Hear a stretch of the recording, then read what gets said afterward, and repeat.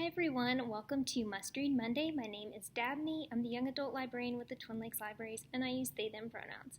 For today's episode, we are going to be looking at the graphic novel series Heartstopper and some read-a-likes that I've picked out from our collection. So, Heartstopper, if you haven't read it, one of my all-time favorite stories. This is about Charlie Spring and Nick Nelson. So when the story starts out, they're starting a new school year. They end up in kind of like first period class together. Nick is, I think, a year ahead of Charlie in school, 2 years older. And Charlie is kind of like nerdy. He likes music, he likes books, he likes reading. And Nick is a lad, so he's on the rugby team, and just kind of has this he's like really friendly, really nice, but kind of like bigger and like more athletic and all that. So at first Charlie's like, Nick is always really nice to him and always saying hi, and Charlie has experienced bullying when he was outed at school the year before. So he's very suspicious, and he's like, is he bullying me? Like, what's going on? But then eventually they become friends, and Nick ends up inviting Charlie to join the rugby team because Charlie's a really fast runner. And so they're spending even more time together playing rugby. They start hanging out.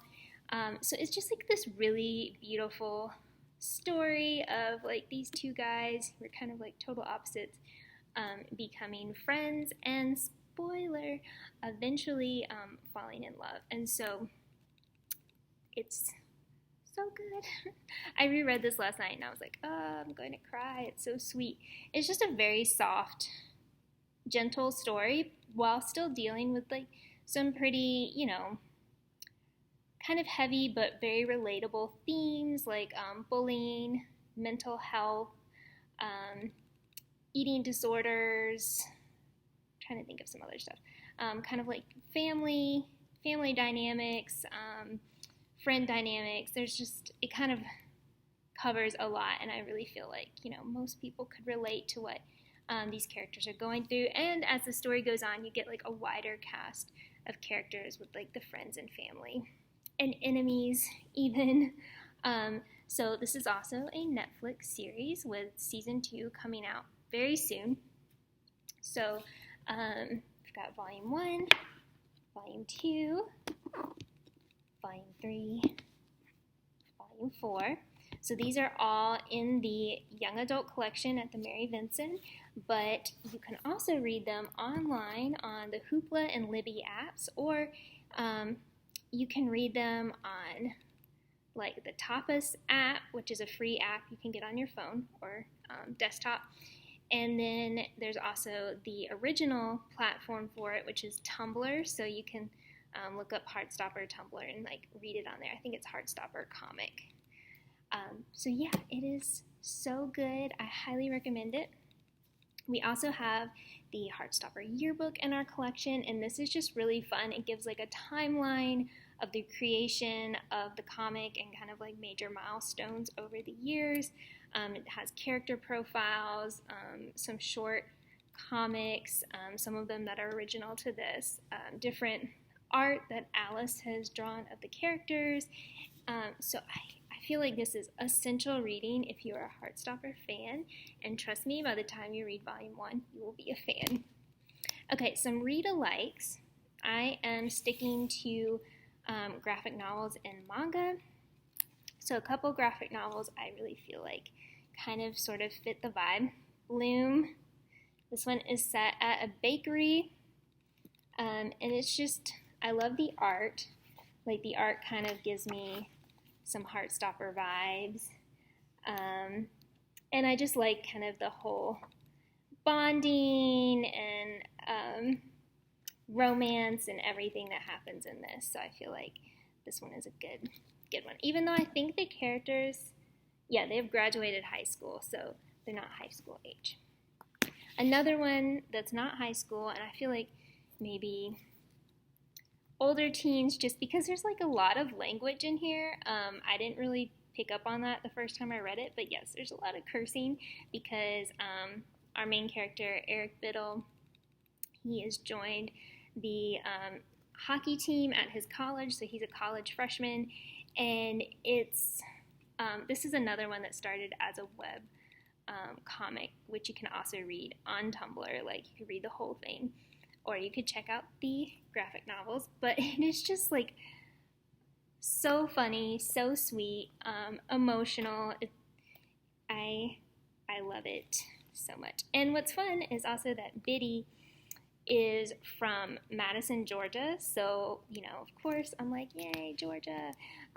And so it's like his experiences going off to college and being a part of this team and living in the hockey house and baking pies and crushing on one of his teammates. Okay, some manga, real quick. Okay, so this one, Sasaki and Miyano. This is actually the novelization, but we do have the manga in our collection, so I feel like this one might be kind of the closest correlation, just because it's like the main characters are not in the same grade. Like, Sasaki's older, they're kind of total opposites. Like, Miyano's like the nerdy, quiet kid who's like reading all the time, and they end up kind of having like this chance encounter meeting, and then eventually sort of bonding and becoming friends. And then yeah, it's really good. And I feel like a lot of these stories kind of have like queer awakenings, like where one of the characters is kind of like, oh, I like this guy, like what does that mean, and kind of going through that process. And that's the case in this story, and I was like really sweet. And I was kind of surprised, because Sasaki, the older one, is the one who's like instantly like, oh my gosh, Miyano's so cute, and then Miyano's like, I just look up to you. Anyways, it's a fun story, and there's lots of characters. These two guys have their own manga series now as well that I really enjoy. So definitely check it out. This is a new one to the Hancock Branch collection, so we're going to have manga over here too.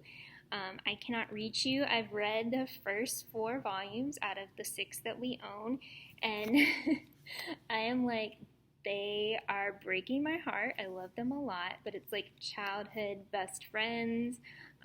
They're in high school now, and it's kind of getting to that point where Kakeru is starting to realize, like, well, maybe his best friend Yamato has feelings for him, and like, what is he gonna do about that, and is that even the case, and whatever. So kind of a lot of, I guess, missteps along the way, but it is like a really sweet story. Going kind of fast, this one, Our Dreams at Dusk, 4 volumes. I just kind of feel like this one is a good all-around story about like LGBTQ plus experiences, specifically in Japan. So the main character is gay, and then you've got characters who are kind of all over the spectrum in all different ages. So it's not that focused on the main character's school experience. It's more focused kind of on the wider experiences outside class with this group of other queer people that he's met.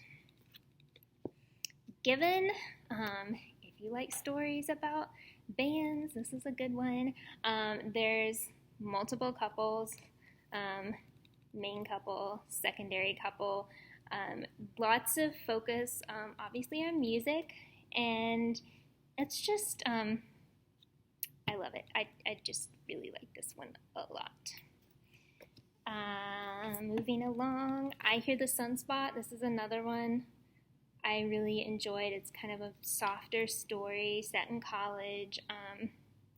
One of the main characters is deaf, and the other one ends up like helping him while they're at school, and then they become closer. Yes. And then real quick, That Blue Sky Feeling, and then Classmates. These are another 2 series dealing with like high school students, and they don't quite exactly fit the vibe, but I'd still recommend them.